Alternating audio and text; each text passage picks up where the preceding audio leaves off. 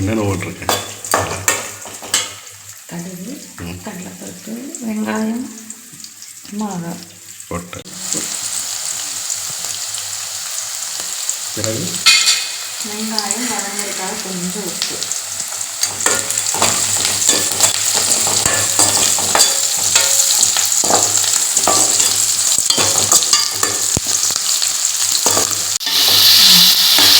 தக்காளி நல்லா வதக்கணும். தக்காளி வதங்க தேவையான அளவு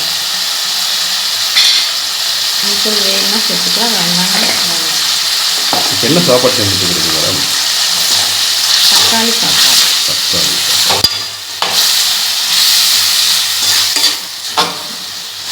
இதெல்லாம் மீடியமில் வச்சு நல்லா வதக்கி நல்லா வதங்குற வரைக்கும் விடுவாங்க.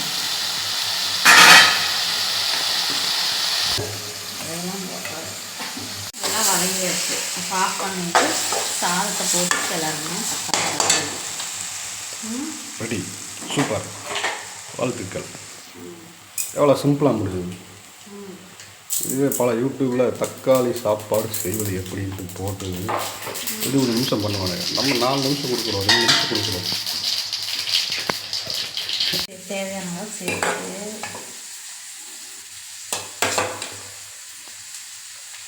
காட்டிட்டு யூடியூப் போடுவோம். சரியான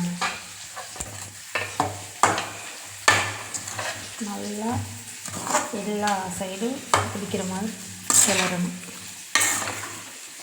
சிம்பிளான சாதம் தான், ஆனால் ருசியாக இருக்கும்.